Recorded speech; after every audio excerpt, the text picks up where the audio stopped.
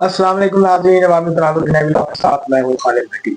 आज के इस व्लॉग में हम बात करेंगे थोड़ा सियासत से हट के और बात करेंगे कि जो नया ट्रैफिक कवानीन का ऑर्डिनेंस जारी हुआ है पंजाब में और मोहतरमा मरियम नवाज शरीफ साहबा ने जो क्रैक डाउन करने का हुक्म दिया, उसके नतीजे में जो सूरत हाल बनी है उसके हवाले से आज हम बात करेंगे। और जो है वो आपको ये भी बताने की कोशिश करेंगे कि हम जब तक कोई मसला सर उठा के बड़ा हो के, मतलब एक छोटा स्पोलिया जब होता है तो हम उसको कुछ नहीं कहते। जब वो अजहा बन के हमारे सामने खड़ा हो जाता है तो हम उसको किसी सूरत जब नजरअंदाज नहीं कर सकते, तो फिर हम उसके खात्मे के दर पे होते हैं, फिर उससे नुकसान होता है, उससे और मामला जो है वो पैदा होते हैं। तो ये जो नौजवान बच्चों की ड्राइविंग का इशू है, हमने उसको कुछ नहीं किया जब ये रुझान अभी पनपने के आगाज में था, अभी पनप रहा था, शुरुआत थी। हमने कोई अवेयरनेस नहीं फैलाई, हमने कुछ नहीं किया, हमने कोई सख्ती नहीं की। और अब हमने एफ आई आर देनी जो है वो पंजाब हुकूमत ने कहा एफ आई आर दें, ये इनको पकड़ें, इनके खिलाफ एफ आई आर दें और जो है इनको गिरफ्तार करें, हथकड़ियां लगाएं और इनको थानों में बंद करें। तो ये जो सूरत हाल है, जो जिस तरह का हम एक बजाय इसके कि हम एक सिस्टमैटिक तरीके के साथ इश्यूज को रिजॉल्व करने की कोशिश करें, उनको एड्रेस करें, और हम जो अच्छा काम भी करने की कोशिश करते हैं वो इस बुरे तरीके से करते हैं कि फिर उसके ऊपर जो है वो तनकीद शुरू हो जाती है और मसाइल शुरू हो जाते हैं। आज हम इस सारे मसले के ऊपर बात करेंगे। ट्रांसपोर्टर्स की हड़ताल हुई, उसके बाद जो वजीर हैं ट्रांसपोर्ट के वो कहते हैं हमने ऑर्डिनेंस वापस ले लिया है, उस पर अमल दरामद रोक दिया है। सीनियर वजीर जो है पंजाब की मरियम औरंगजेब साहबा वो कहती हैं कि नहीं, हमने ऑर्डिनेंस जो है उसके ऊपर अमल दरामद नहीं रोका।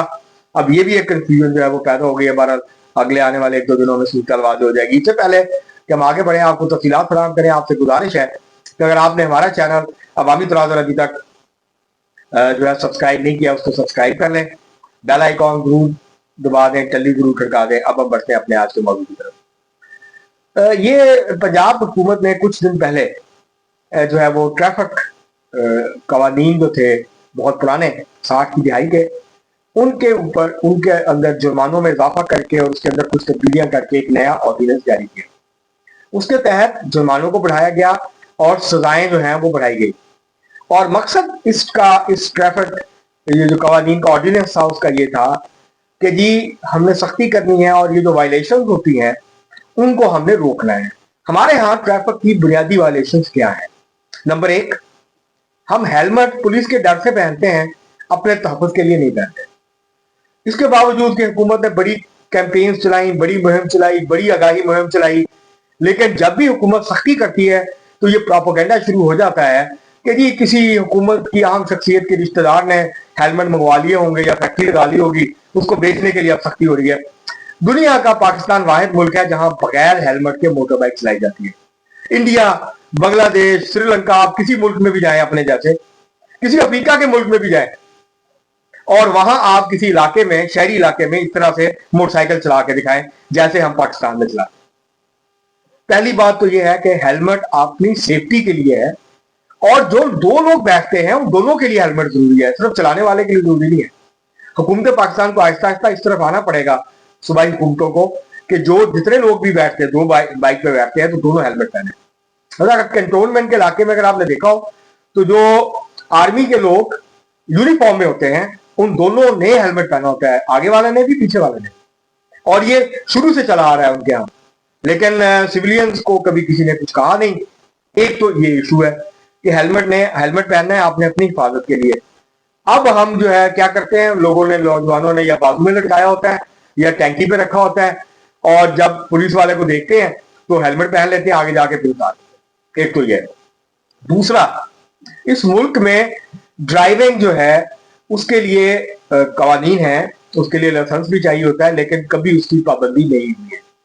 हमारे यहाँ सबसे आसान काम ड्राइविंग है। कोई ट्रेनिंग नहीं, कोई सीखने की जरूरत नहीं, कोई टेस्ट नहीं।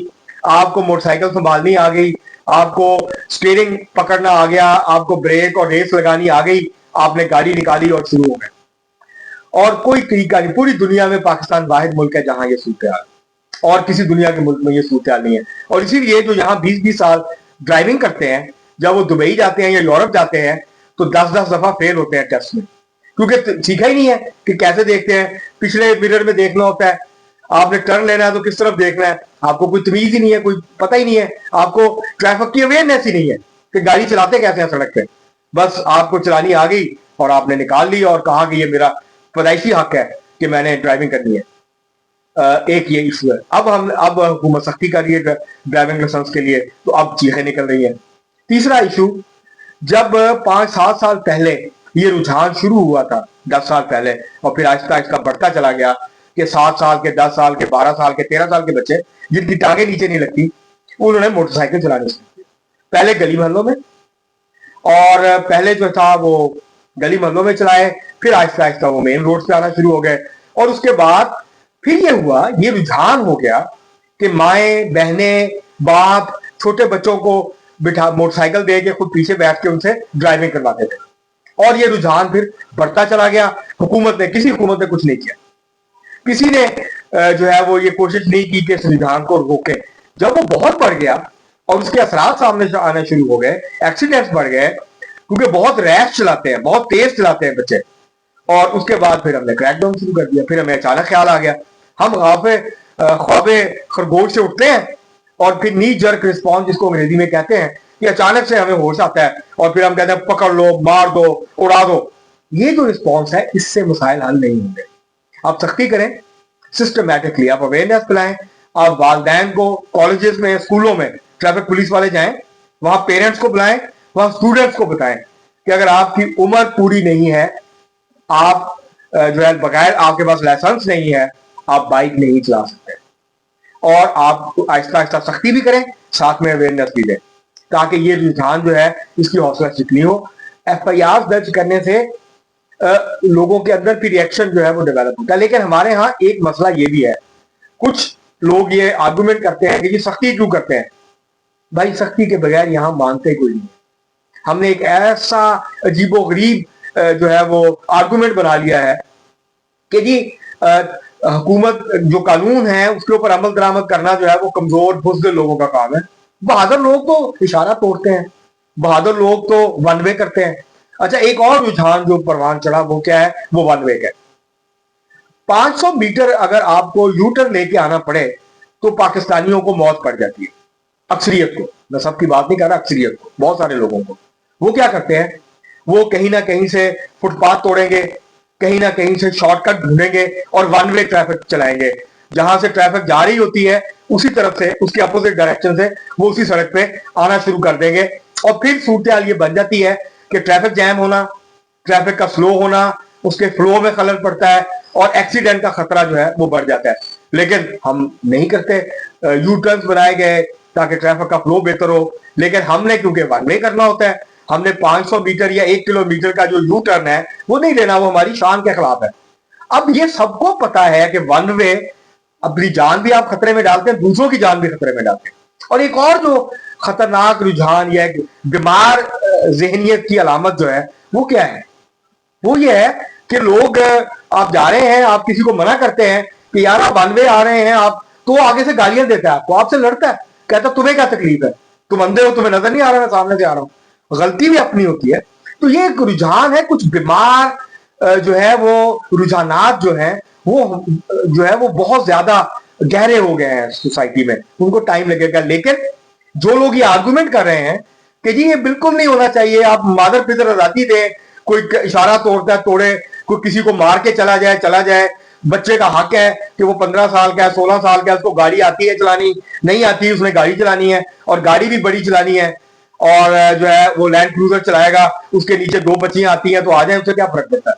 तो गरीब लोगों के बच्चे बच्चियां मर भी गए तो क्या फर्क पड़ता है। ये एक मेंटालिटी है जो डेवलप हो गई है, इसको काउंटर करना जरूरी है, इस सोच का खात्मा करना जरूरी है।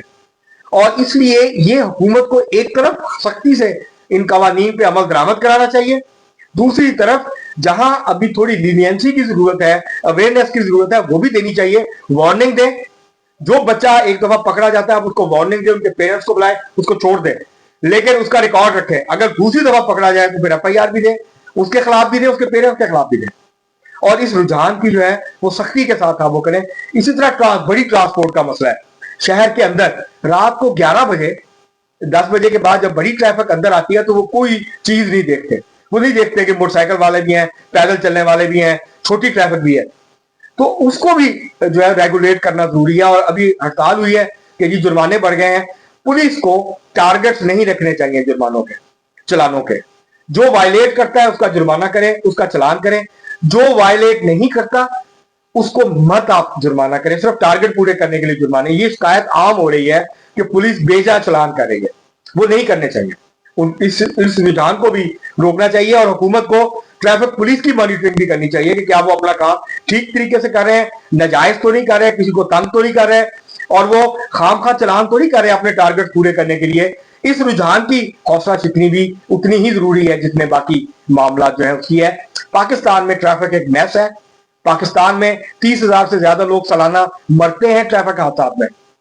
लाहौर में रोजाना जो है वो 700-800 ट्रैफिक हादसा होते हैं कम से कम इनको, और उसमें 80% से 90% मोटरसाइकिल के होते हैं, रिक्शों के होते हैं, चिंची के होते हैं। तो ये चीजें कंट्रोल करना जरूरी है, इसको आप सिस्टमैटिकली करें, नी जर्क रिस्पॉन्स के जरिए करने की कोशिश ना करें। अब तक लेट नहीं, बहुत शुक्रिया।